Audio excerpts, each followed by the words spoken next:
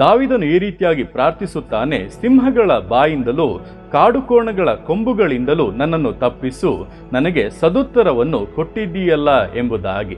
ಅಂದರೆ ದೇವರು ಪ್ರಾರ್ಥನೆಗಳಿಗೆ ಸದುತ್ತರಗಳನ್ನು ಕೊಡುತ್ತಾ ಇದ್ದಾರೆ. ಆದರೆ ನಾಶ ಮಾಡುತ್ತೇನೆಂಬುದಾಗಿ ಬರುವಂಥವರು, ಚುಚ್ಚುವಂಥ ಜನರು ಹಾಗೆ ಇದ್ದಾರೆ.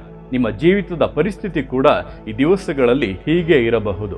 ದೇವರ ಸಾನ್ನಿಧ್ಯವನ್ನು ಅನುಭವಿಸುತ್ತಾ ಇದ್ದೀರಾ, ಆತನ ಪ್ರಸನ್ನತೆಯನ್ನು ಅನುಭವಿಸುತ್ತಾ ಇದ್ದೀರಾ, ದೇವರು ನಿಮ್ಮ ಪ್ರಾರ್ಥನೆಗಳಿಗೆ ಉತ್ತರಗಳನ್ನು ಕೊಡುತ್ತಾ ಇದ್ದಾರೆ, ವಾಗ್ದಾನಗಳನ್ನು ಮಾಡುತ್ತಾ ಇದ್ದಾರೆ. ಆದರೆ ನಿಮ್ಮ ಹಗೆಗಾರರು ನಿಮ್ಮನ್ನು ನಾಶ ಮಾಡುತ್ತೇನೆಂಬುದಾಗಿ ಹೇಳುವವರು, ನಿಮ್ಮನ್ನು ಚುಚ್ಚಿ ಮಾತನಾಡುವವರು ಹಾಗೆ ಇದ್ದಾರೆ.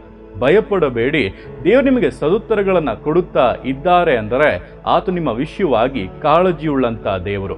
ಆದ್ದರಿಂದ ಎಲ್ಲ ಶತ್ರುಗಳಿಂದ ಆತ ನಿಮ್ಮನ್ನು ತಪ್ಪಿಸಿ ವಿಶೇಷವಾಗಿ ಆಶೀರ್ವದಿಸಿ ಘನಪಡಿಸುವಂಥದ್ದು ಬಹಳ ಬಹಳ ನಿಶ್ಚಯ.